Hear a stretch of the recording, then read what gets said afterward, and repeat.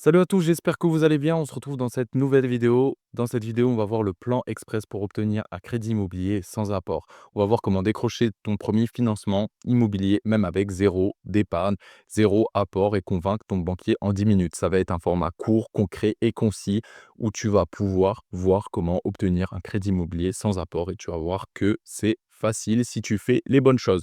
C'est parti, j'espère que tu es prêt, on y va, let's go. Ok, tu rêves d'investir, mais tu dis que c'est impossible parce que tu n'as pas d'apport. Tu te demandes si une banque va vraiment te prêter à 100%, voire à 110%, donc en incluant les frais de notaire et les travaux. Rassure-toi, j'étais comme toi et aujourd'hui, je vais te montrer exactement comment obtenir un crédit immobilier sans épargne, même si tu as zéro. Dans cette vidéo, tu vas voir ce que la banque regarde vraiment. Spoiler, c'est pas ton apport, ce qu'un dossier solide contient et les erreurs qui te grillent à tous les coups. Prends 10 minutes de ton temps, tu vas repartir avec un plan d'action clair à actionner. Ce que la banque regarde vraiment, on va tout de suite casser le mythe, l'apport n'est pas obligatoire. Tout le monde dit que l'apport est obligatoire. Non, il n'est pas obligatoire. On va découvrir où la banque se concentre réellement lorsqu'elle évalue ton dossier. Ce que la banque regarde en priorité, c'est pas si tu as 10 000 euros, 5 000 euros, 6 000 euros sur ton livret. Premièrement, c'est ta capacité de remboursement. Est-ce que ton taux d'endettement est maîtrisé? Est-ce que tu es en dessous des 35%, même avec ce prêt?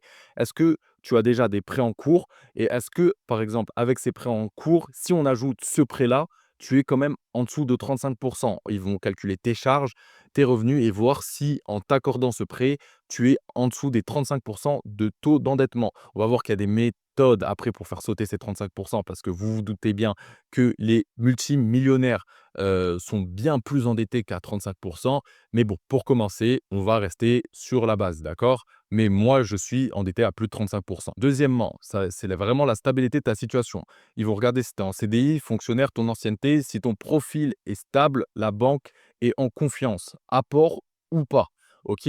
Plus ton profil est stable, plus la banque aura confiance en toi. Mais on va voir qu'il y a d'autres situations où tu peux mettre la banque en confiance sans forcément avoir une situation stable. OK? Tu peux très bien être en CDD, intérim, alternance et faire financer ton projet, il y a aucun problème. Et ensuite, ils vont regarder la qualité de ton projet, voir si tu leur présentes un bien rentable, bien situé avec des loyers qui couvrent le prêt. Si tu apportes un projet concret comme ceci, tu deviens une opportunité à la banque et non pas un risque. Pourquoi tu deviens une opportunité?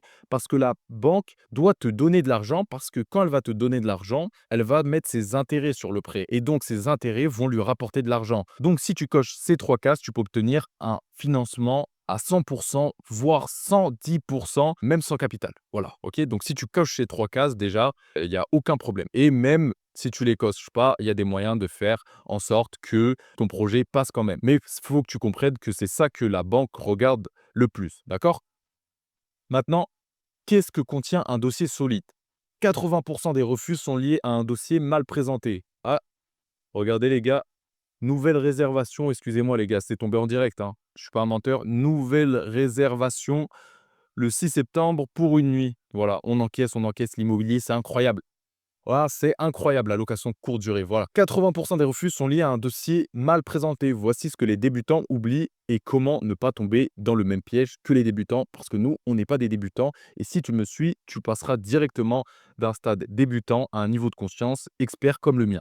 Ok, maintenant, on va parler de ton dossier bancaire. 80% des débutants échouent. Voici ce que doit absolument contenir ton dossier immobilier. Quand tu vas présenter ton dossier à la banque, il faut que tu arrives avec tes revenus, plus tes charges mensuelles claires, ton bulletin de salaire, ton avis d'imposition, tes relevés de compte, tes crédits en cours, etc. Et tous les autres documents qui vont avec. Deuxièmement, il faut que tu arrives avec ton projet immobilier chiffré, prix d'achat, frais de notaire, estimation de loyer, rentabilité brute, rentabilité nette. Et en plus de ça, nous, on peut te proposer des templates. Vous avez entendu le bruit? Encore une autre réservation, les gars. Ça fait plaisir. Ça fait que encaisser. Là, pour le coup, c'est incroyable. Je vous tourne cette masterclass et en même temps, j'encaisse. C'est incroyable, l'immobilier, c'est trop fort. Bref, j'en étais où? J'en étais à oui, les templates, il faut aller le présenter de cette manière, mais on a, nous, nos propres templates qui vous permettent de présenter au mieux votre projet immobilier, d'accord? Ensuite, il faut arriver avec une simulation de financement. Arriver avec une simulation du financement, la durée, les taux, les mensualités et le cash flow estimé. Par exemple, ce que vous pouvez faire, là, je vous donne un petit tip, c'est que si vous avez une simulation de financement chez une banque, je ne sais pas, BNP Paribas, par exemple, vous pouvez aller chez Caisse d'épargne avec le financement, la simulation de financement de BNP Paribas et essayer de négocier. Oui, regardez ce que j'ai eu chez BNP Paribas. Est-ce que vous pouvez m'accorder quelque chose de mieux pour que je vienne chez vous et que je vous fasse gagner des sous? Parce que vous leur faites gagner des sous. Il faut que vous compreniez que vous leur faites gagner des sous. Ils en perdent pas si votre projet est viable. Voilà. Donc, c'est vous qui leur apportez de l'argent. Et c'est ça qu'il faut comprendre. Et ensuite, toutes les pièces justificatives bien organisées, ta carte d'identité, enfin, tout ce qu'il faut. Et donc, il faut que tu mettes ça dans un PDF propre ou alors en dossier papier, mais que ça soit lisible, structuré et que tu montres que tu es sérieux. OK? On montre qu'on est sérieux, qu'on est des gars qui sont carrés, qui vont droit et qui avancent droit au but. Certaines erreurs te disqualifient d'entrée de jeu. Il faut les éviter absolument pour maîtriser toutes tes chances. Mettre toutes les chances de ton côté. Premièrement, c'est quand tu arrives avec un projet bancal sans chiffre. Oui, monsieur le banquier, bonjour, j'ai trouvé un bien à 120K à peu près. Non. Il faut que tu montres que ta rentabilité, que tu maîtrises la rentabilité et le cash flow. Il faut que tu leur montres ces preuves. C'est ça qui va leur permettre de voir s'ils te financent ou non. OK? Il ne faut pas non plus arriver sans connaître ton propre dossier. Si tu bégayes sur ton salaire, ton taux d'endettement, que le banquier, il va penser que tu maîtrises rien et il va pas te financer. Il faut aussi que tu arrives, je ne l'ai pas mis, mais parce que ça me semble logique, avec une tenue vestimentaire correcte, que tu sois à l'heure, que tu sois arrivé de manière souriante. Il faut mettre toutes les chances de son côté, en fait. Il ne faut pas arriver en joking, etc. Non, il faut montrer que vous êtes sérieux. En plus de ça, si tu me suis, c'est que tu es sûrement jeune, donc les banquiers sont un peu plus réticents. C'est vrai, les banquiers sont un peu plus réticents, mais si justement vous montrez que vous êtes sérieux, ils vont plus vous l'accorder parce qu'ils vont se dire: «OK, ce gars, il est jeune, il est sérieux, bah, il est pas comme les autres, ça se voit qu'il va faire quelque chose de rentable, donc je vais les financer». Voilà,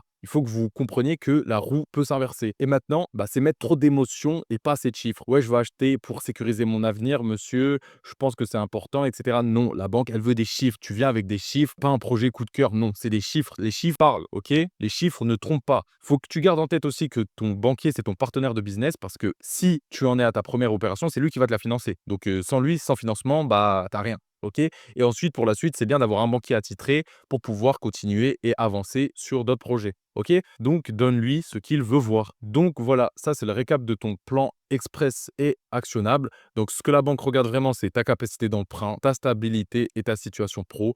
Comme encore une résa, les gars, mais pourtant, j'avais coupé. Là, c'est du 13 août, une nuit. Voilà, je vous montre, hein, parce que peut-être vous allez vous dire que je mens. Mais les gars, je ne mens vraiment pas. Regardez. Tac. Je ne sais pas si vous arrivez à voir. Voilà. Je mens pas, je mens pas, je mens pas, je mens pas. Les gars, je mens pas. J'ai 20 ans, j'ai 2 appartements. Feu de limo, ça récolte pas. Et je vous présente tout. Encore une fois, désolé encore, j'ai rebranché le téléphone parce qu'il charge. Voilà.